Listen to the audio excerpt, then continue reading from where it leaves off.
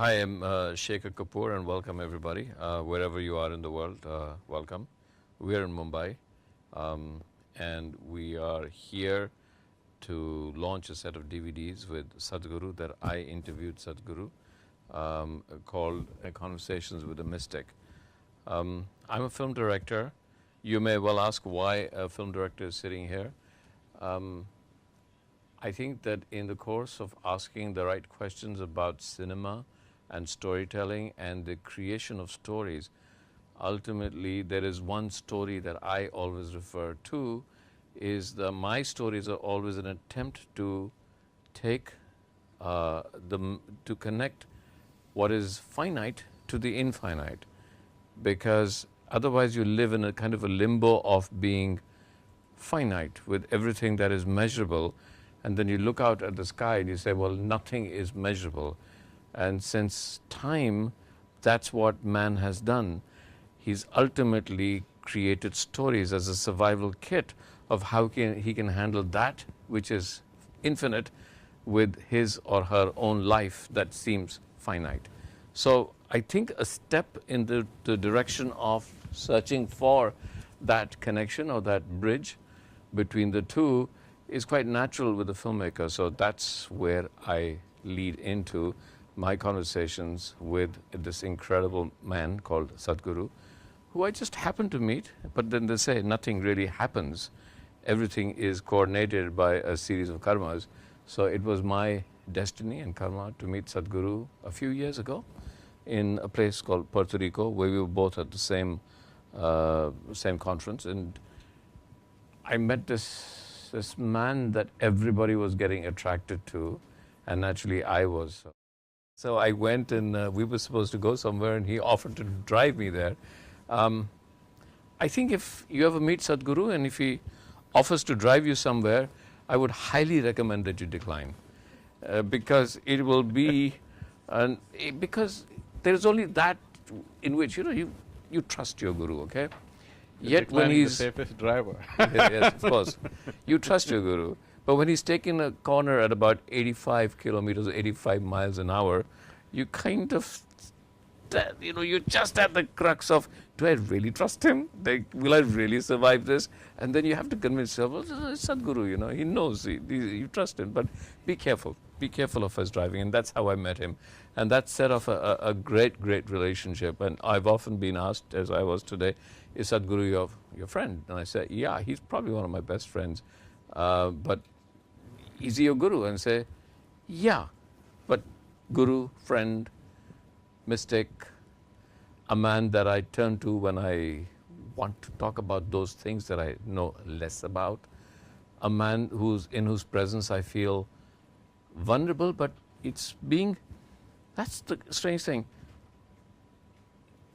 A great relationship for me with Sadhguru is about the fact that I feel completely vulnerable and completely comfortable in that vulnerability. In fact, there's no other relationship I have where I can feel so comfortable with a great sense of being completely vulnerable. And I think that's probably because, but we'll talk more about that, because some of those questions go that way about what does it mean to be completely vulnerable, and so vulnerable that is the greatest power in the world is vulnerability. We have 4 tapes here. The tapes are, let me say, is love a chemical hijack? I mean, is it your hormones that suddenly take you across and give you a great sense of love that we say, oh, it's love, but it's actually just hormones? And if it's hormones, yes, it probably is. What lies beyond hormones? Can love exist beyond hormones? Can relationships exist beyond hormones? And you would be probably surprised, because each tape goes in from talking about hormones and love and then starts to get into almost everything, because everything is interconnected, and it gets naturally into life and death and children. And there's a separate one on education, but that is also about love. Why would it not be? So we have, is love a chemical hijack? Guru, a roadmap. Where does a Guru come into your life? What does a Guru really lay out for you? Why a Guru? How do you find your Guru? Do you need to find a guru? Can your guru be sitting in the house next door without you realizing it? Is it your destiny to meet your guru? But also in a very practical way, when you search for a guru, why are you searching and what are you searching for? Because that's fundamental. A lot of us are not asking the right question. And that's one of the things that I learned from Sadhguru is, Shekhar, you're not asking the right question.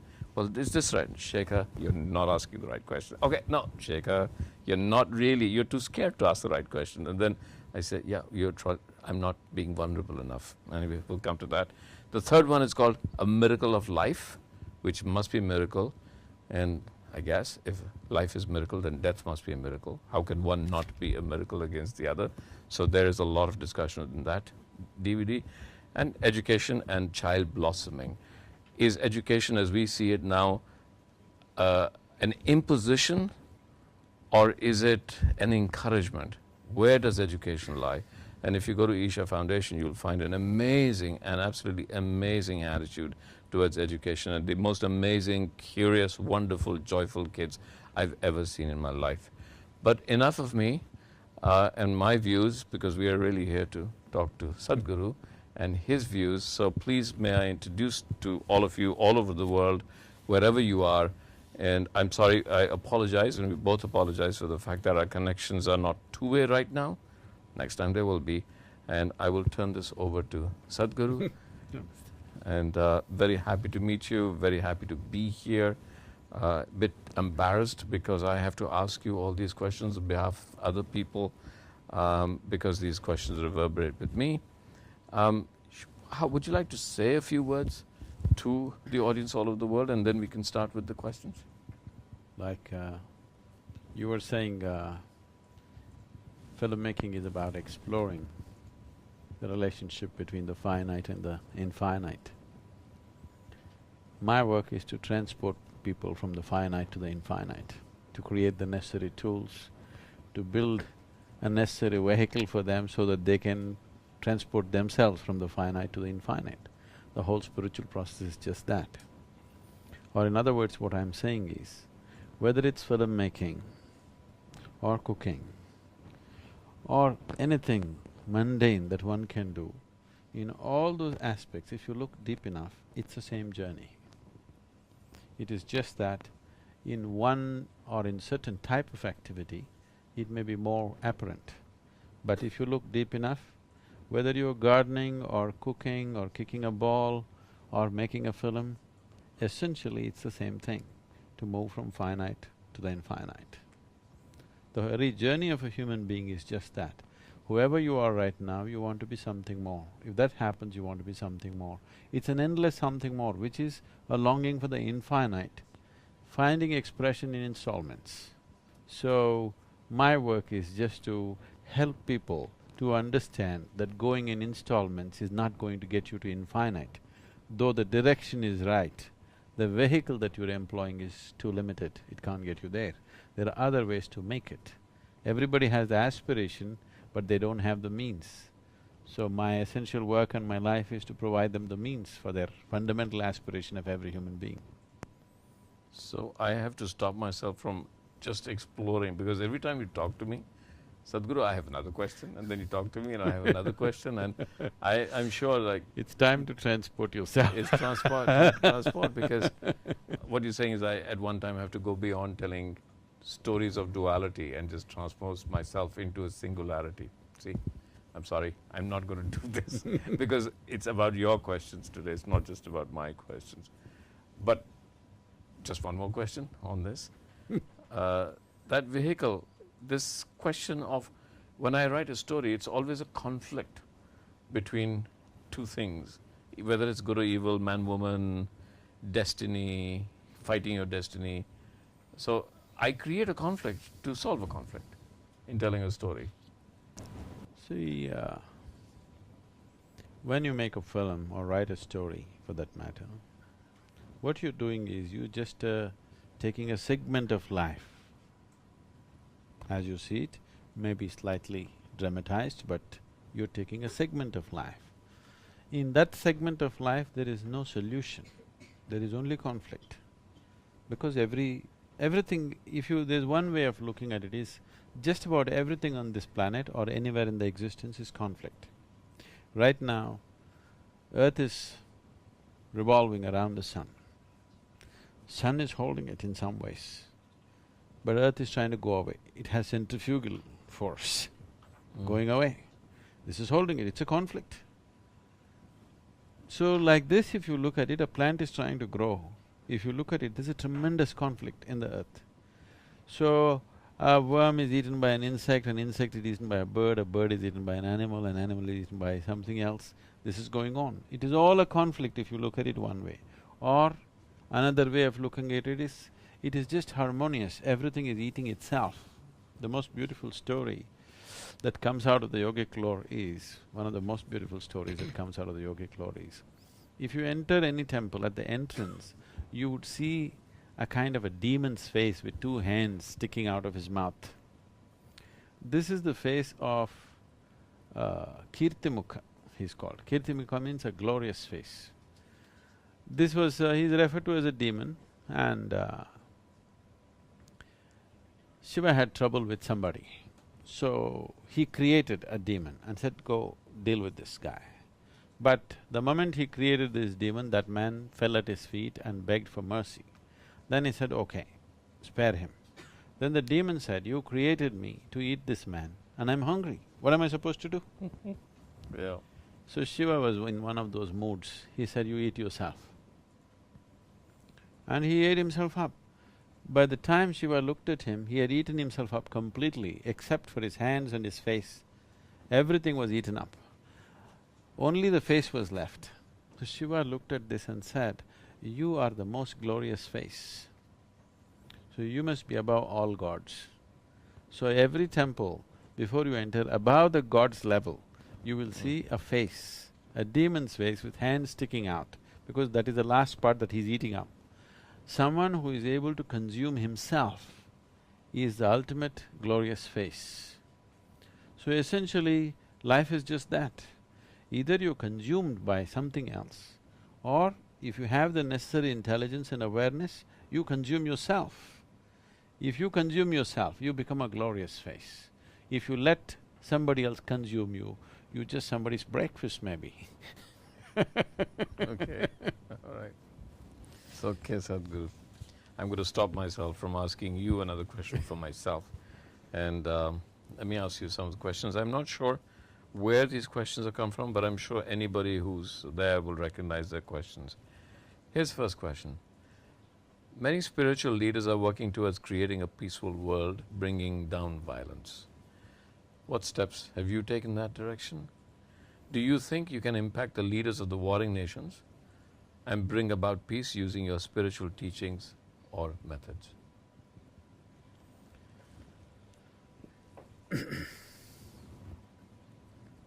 See, there are conflicts which have been hanging upon the planet for decades for the same reasons. Different types of conflicts have happened. The spiritual leaders or spiritual process essentially focuses on bringing peacefulness and blissfulness to an individual human being. So, when I say an individual human being, it does not matter who he is, whether he is a leader of a nation or a business leader or just a man on the street or whatever it is. It works for every human being.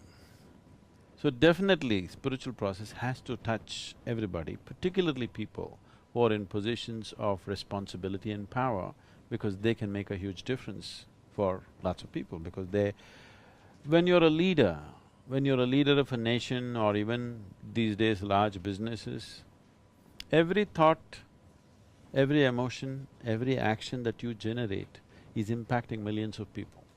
Just the very thought that you generate is impacting people in so many different ways.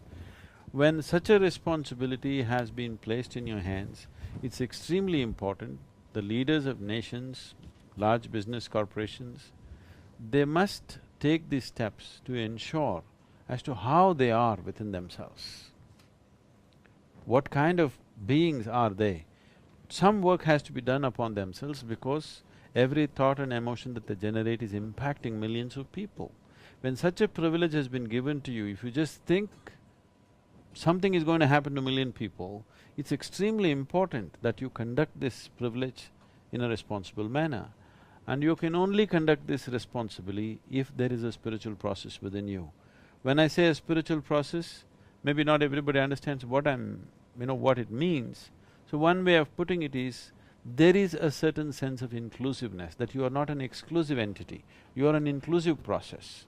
And this inclusiveness, if it does not arise, and you have a certain level of power in your hands, then definitely it will lead to various kinds of conflicts, there's no question about that. So, we have worked with millions of people, we have worked in the prisons it's mandatory now in all the central prisons in South India, and there are various other things we are doing to make this happen. Definitely we have also tried to work with very major leaders, particularly I have focused upon the business leaders because 100 years ago, if you looked at this world, military leadership was the most powerful leadership. In the last 100 years, it has evolved into a situation where democratically elected leaders, political leaders are the most powerful people. But that is going to change, and that's already beginning to change, and it's going to change very rapidly in the next 10 to 15 years. You will see in the future, the economic leaders are going to be the most important people. Seeing this, I have started working with economic leaders, individually on certain levels, and we have definitely made a difference in the way they make their decisions, the way they conduct their businesses. This is being done. But this is being done very discreetly because it is not something that needs to be handled in public. Sadhguru, just one thing, we didn't talk about the outreach programs of Isha. I'm not sure whether if there's a question, that's fine, we'll be answering it now, but people are aware, but I'm not sure if everybody's aware that Isha is not a religious organization, Isha is a spiritual organization, but it's far more than that. It's an educational organization coming up with different ideas, but very innovative ideas on education, yet conforming them to the standards that every child has to meet to get on in life. But something that's really important to me, it's an outreach program on something like reforestation of all of Tamil Nadu. It's a water outreach program. But before I say, I'd like Sadhguru to talk a little bit about that, about the volunteer work of Isha and all the specific work that Isha is doing to tackle some of the great problems that are facing education, medicine and environment that Isha is taking on. See, what I see is right now in India, India is sitting on a threshold of economic prosperity. Now the question is, will we sit on the threshold forever or are we going to cross it? Much economic boom is happening in the country. Unlike various other countries, particularly Western nations, today so much economic activity is happening, but what we need to realize is economic activity is happening at this level, whatever percentages we're talking about, 8%, 9% is happening because a large mass of people have been in such depths of poverty that now whatever little happens, percentages are showing big. But the actual quality of life of the people, of a large number, is still not in any great condition. So almost 65% of India lives in the villages. And the life in the village you cannot say it has improved in any great sense. Yes, of course, now they have cell phones, now they have bore wells. It has improved, you cannot say it is not improved either. But at the same time, you must understand this, that India is not India as a people is not a helpless population. It's a hugely enterprising population. I don't know, some people tell me the statistics, I'm not 100% sure. They say only 7% of Indians are employed, 93% are self-employed. This was in 2000. Maybe that percentage is little less now, maybe 10% is employed, 90% is self-employed. Maybe he's just selling a small heap of vegetables in street corner, but he's an entrepreneur. He understands the market, he knows how he has to make his own propaganda by shouting a certain thing, he knows where to place himself. He has a certain thought process, which I see is very, very unique. You don't see this anywhere else in the world. There's such fabulous entrepreneurs. Even the street kids are such wonderful entrepreneurs, you know. Yeah. That entrepreneurship is just there everywhere. But it is not going where it should naturally go, simply because the agencies which should facilitate this process by building the necessary infrastructure, creating things around which are necessary for them to progress like this. More than anything, there are any number of hurdles which don't allow a person to, you know, be truly enterprising in this country unless you have a certain pull. So, one aspect of what we are trying to do is, one thing is nourishment and health is a serious problem. In this effort to shift from subsistence farming to cash farming, when people were doing subsistence farming, if you went into a village 25–30 years ago, they were in tatters, there was no drinking water, there would be no electricity, there would be not a single automobile in the whole village. That's how it used to be. Today if you go, there's electricity, there's drinking water, everybody has cell phones, there are internet kiosks, you know, internet connectivity has come to remote villages. All these things are there. But one thing that's happened is at that time, the individual human being, a rural person means he was a sturdy person. Today if you go and see, 60% of the male population has not even grown to its full size, his skeletal system has not grown to full size. The condition of the female population is even worse. You don't see them much, but the male population you can clearly see. Or in other words, we are producing a whole underdeveloped population. If your body is not fully developed, even your brain will not develop. A substandard humanity you're producing, and you're hoping to take the country somewhere. Unless you attend to these things, it'll be very, very difficult. This is not a pessimistic approach to the nation, but all I'm saying is when we have goals to fulfill, when we are thinking of becoming a certain kind of economic power in the world, it is very important the fundamentals are handled. If you don't handle the fundamentals, you don't have the legs but you want to go up the mountain, it's not going to work. So in this context, we started the Action for Rural Rejuvenation, fundamentally on one level to rejuvenate the rural spirit. So we started off with yoga and sports, which became a huge, phenomenal movement. It's been one of the most incredible things to watch, because when we did this annual, village, we call this Gramotsavam, where all the village teams come and play, some 814 teams from across Tamil Nadu come and participate, of all kinds of age groups.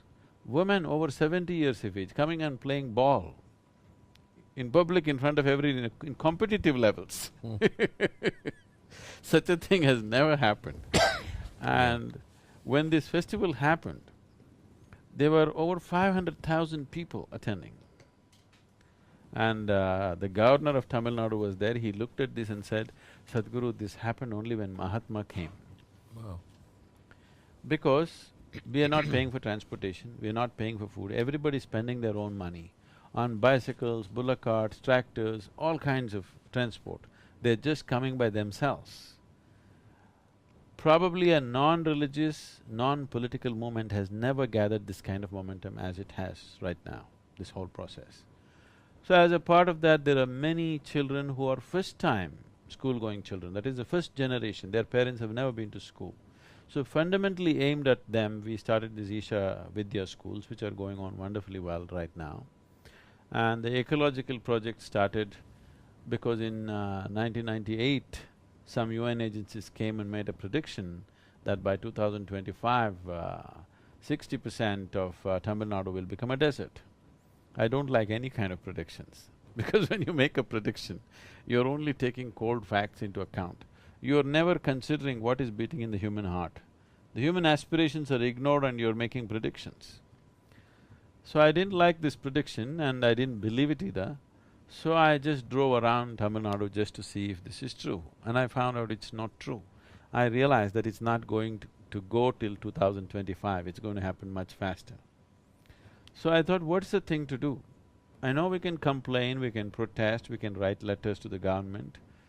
For whatever reasons, maybe they lack the organization, maybe they don't have the people, maybe they don't have the resources, whatever it is. For whatever reason, administrations are not able to fulfill this. Rather than protesting about it, I thought it's best we give them a hand. Mm. After all, this is a democracy, that means you're also a participant in the government in some way. You also have a stake in the government, it's not imposed upon you, it is your choice. Maybe you're making a lousy choice, but it's your choice. Okay, all right. Yeah. It's our choice, it's… the governments that we have is essentially our choice, we made the choice. We better support them for 5 years rather than pulling them down all the time. So we just made… I just looked at it, what is it that we can do? Then I realized Tamil Nadu had only 16.5% green cover. Then the national aspiration is 33%. So I made a simple barefoot calculation.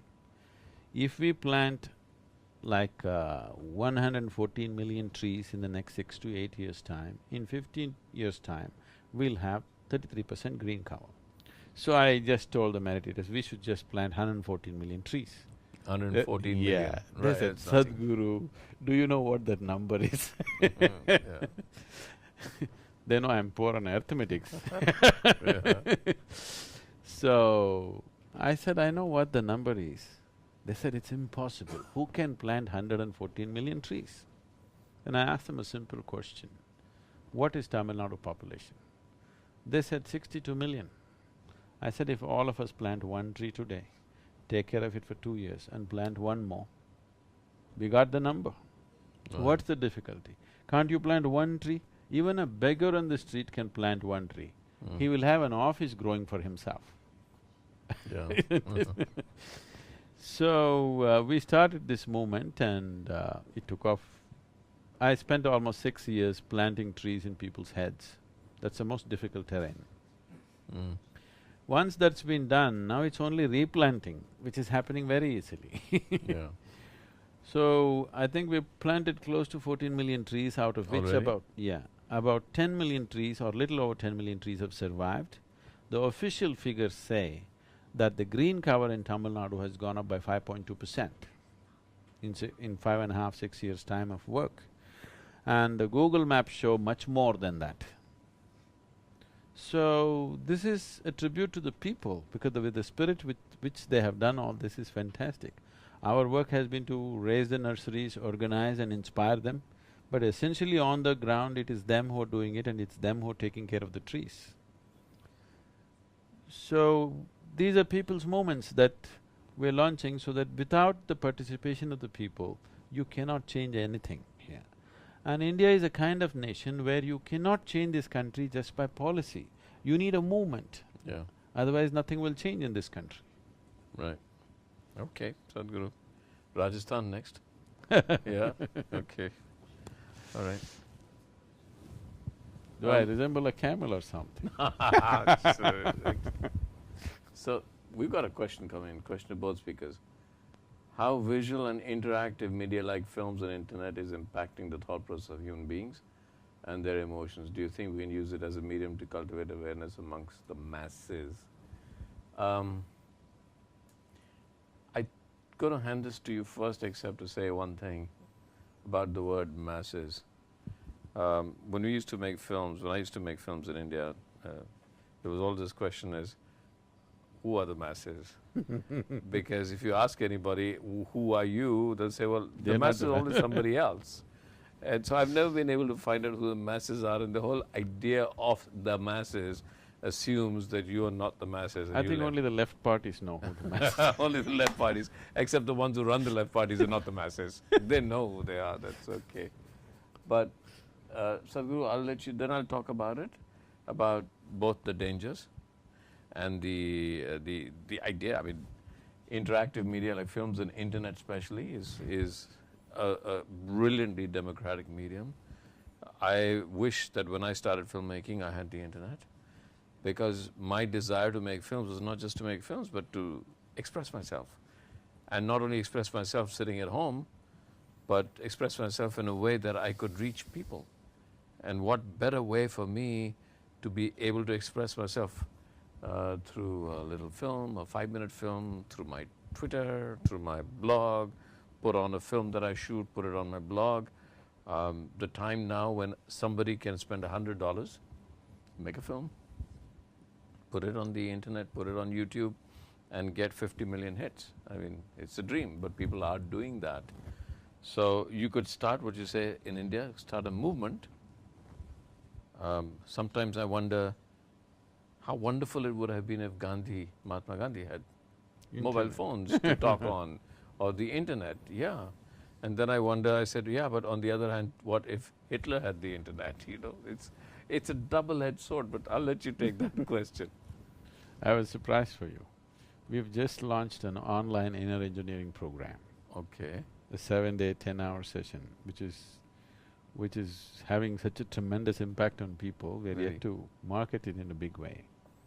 The very intention of this is, as they're asking the question, see, for the very first time in the history of this planet, you can speak to the whole world if you have something valuable to say. And that's not a simple thing. That's not a simple thing. As you said, Mahatma Gandhi, I want you to look back further, like a Gautam Buddha or a Krishna, when they wanted to communicate something, they traveled from village to village by foot, trying to transmit this. And today you can sit here and talk to the whole world. If what you're talking makes sense to people, you are able to talk to the whole world just sitting in this place, and that's not a simple thing, that's a tremendous thing. Yeah. So, to raise human consciousness, should we use it? For sure we should, there's no question about it. I agree. I'm a great believer in the internet. I'm a great believer that it is… I'm not a believer in the internet, I'm a believer in everybody should know this. No, okay. I'm a believer in, in the medium, and I'm a believer that finally, because the internet brings people, like we're doing right now, voices from all over the world together, a large part of the politics, I feel, I mean, it's a political answer I'm giving, a large part of the politics of this world survive on keeping people in the jaws of ignorance. And the access to the internet also takes people away, gives them a chance to come out and give them information, in knowledge, their ability to communicate with the rest of the world and open their minds and discuss with the rest of the world and open themselves out to a world wisdom, if you like. The fear, of course, is it could be world wisdom of Hitler, and you don't know, but at least it allows people to come out of ignorance. And then even filmmakers who make… No, when you say this Hitler double-edged thing, you must see that it was not only him he would have done propaganda on the internet, even the Jewish community also would have done it. That's true. That's completely right. They could have spoken to the whole world what was happening to them. Absolutely right. Yeah, absolutely right. So… Now, they can only talk about it after it's been done. Yeah. They could… at that time nobody heard them. No, completely right. Like we're hearing voices from war areas right now, and an individual blog will come out and WikiLeaks, and if you really want to get political. Okay, Sadhguru, question to you. We see a lot of agricultural families gradually moving to cities to avoid continuous famine or for better education to the children. This creates an imbalance in society in terms of economy and nature. How can we balance this together?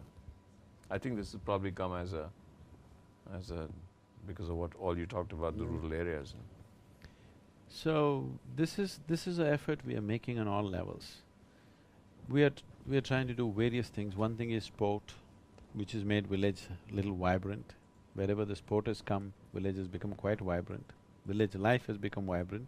Now, for many of them, their lives revolve around that one volleyball match that's going to happen on the Saturday evening. There's a certain sense of pride. Instead of Saturday evening going to the city, they're staying back in the village because their village is playing a match, these kind of things. We are also trying to bring folk music back folk music and dance back into the village.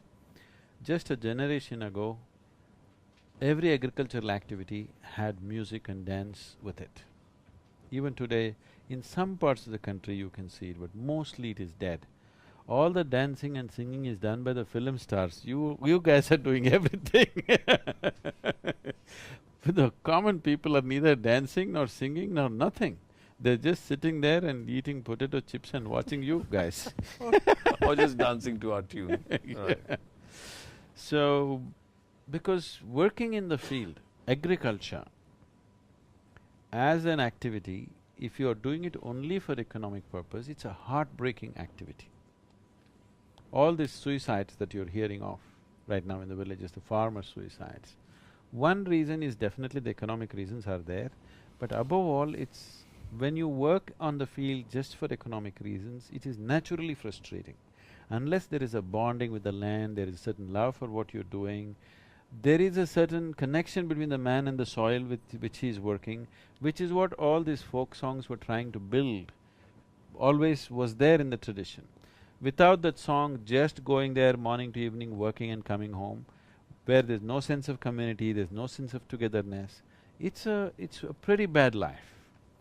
So making village life worthwhile, that it's worth living in the village, creating the necessary hygiene, creating the necessary health atmosphere, creating necessary education facilities for the children of tomorrow, and above all, making life in the village joyful enough, vibrant enough, so that any vibrance means you have to go to the city street, not necessarily in the village itself something is happening. As a part of this, we are trying to bring folk music and dance and sport, all these things to village.